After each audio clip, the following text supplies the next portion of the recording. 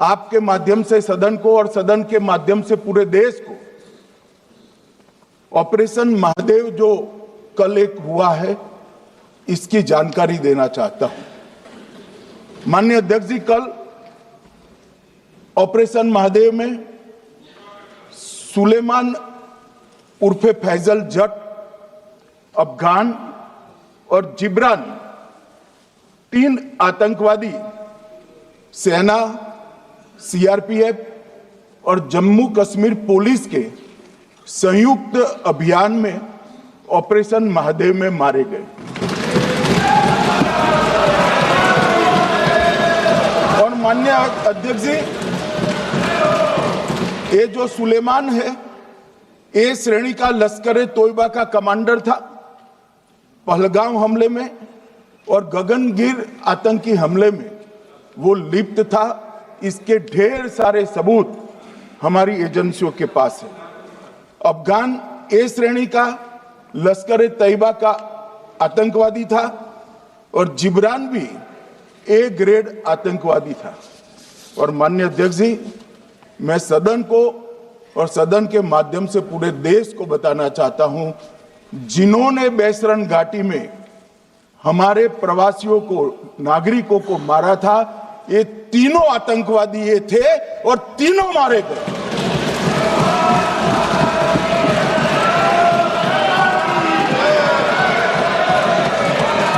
और मान्यवर, मैं आज इस सदन के माध्यम से सेना के पैरा 4, सीआरपीएफ के सारे जवान जो अभियान में शामिल थे और जम्मू कश्मीर पुलिस के जो जवान थे, वो सभी को सदन और पूरे देश की ओर से बहुत बहुत साधुवाद देना चाहता हूं। माननीय अध्यक्ष जी, मैं इस ऑपरेशन महादेव के बारे में थोड़ा डिटेल में बताना चाहूंगा। ऑपरेशन महादेव की शुरुआत 22 मई 2025 को, एक प्रकार से तो जिस दिन हत्या हुई थी उसी दिन रात को 22 मई 2025 को हुई। जिस दिन हत्या हुई थी उसी दिन रात को एक सुरक्षा मीटिंग की गई थी जम्मू कश्मीर में। ये पूछ रहे थे, कोई गए नहीं, सिर्फ राहुल गांधी गए। अब आपकी आंख कौन से चश्मे से देख रही है मुझे मालूम नहीं। माननीय अध्यक्ष जी, 1 बजे हमला हुआ, मैं 5:30 बजे श्रीनगर में उतर चुका था। माननीय अध्यक्ष जी, अरे सुनो, मैं बताता हूँ ना 22 में, सुनो ना प्लीज, धैर्य रखकर सुनो, हमने आपको नहीं टोका है, सुनना पड़ेगा भाई, ऐसे नहीं चलेगा। माननीय अध्यक्ष जी, नहीं, पर बैठे बैठे मत बोलिए आप भी। माननीय अध्यक्ष जी, 23 अप्रैल को टिप्पणी मत करिए। एक सुरक्षा मीटिंग की गई।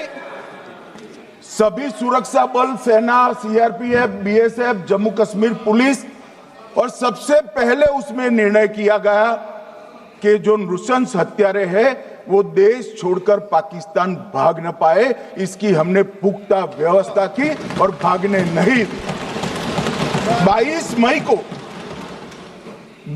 मई को आईबी के पास एक ह्यूमन इंटेल आई और एक क्षेत्र के अंदर, दाची गांव क्षेत्र के अंदर आतंकवादियों की उपस्थिति की सूचना मिली। आईबी और सेना द्वारा दाचीकाम क्षेत्र में अल्ट्रा सिग्नल कैप्चर करने के लिए जो इंस्ट्रूमेंट हमारी एजेंसियों ने बनाए हैं, इसके द्वारा इस सूचना को पुख्ता करने के लिए मई से 22 जुलाई तक लगातार प्रयास किए गए। ठंड में ऊंचाइयों पर हमारे सेना के अधिकारी पैदल इनके सिग्नल प्राप्त करने के लिए घूमते रहे, आईबी के अफसर भी घूमते रहे, सीआरपीएफ भी घूमती रही, और मान्यवर 22 जुलाई को हमें सफलता मिली। सेंसर्स के माध्यम से आतंकवादी होने की पुष्टि मिल गई।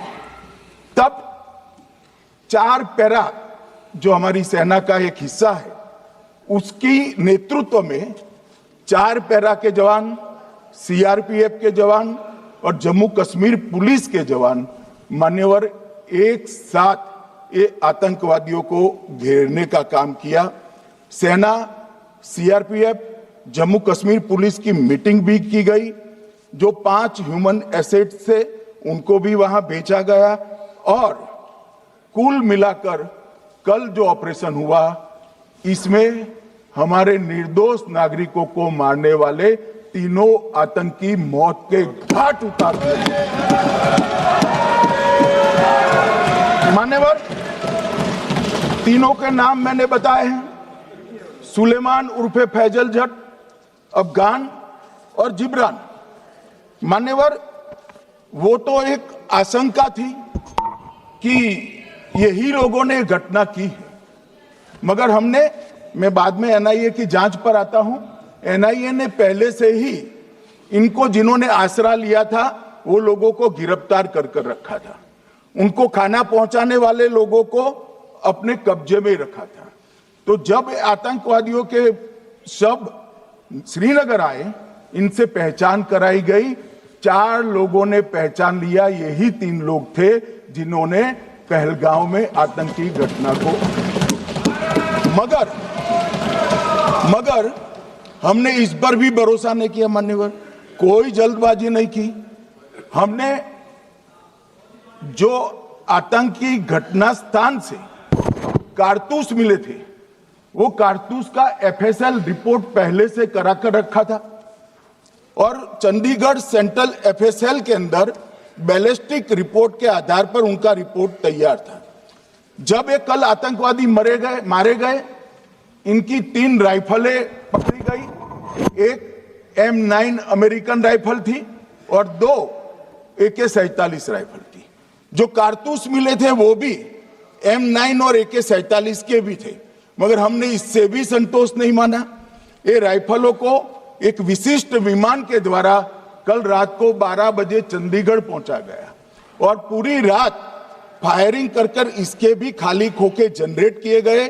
2 खोखों का मिलान किया गया, राइफल की नाली और निकले हुए खोखों का भी मिलान हो गया। तब ये तय हो गया कि इन्हीं 3 राइफलों से हमारे निर्दोष नागरिक मारे गए।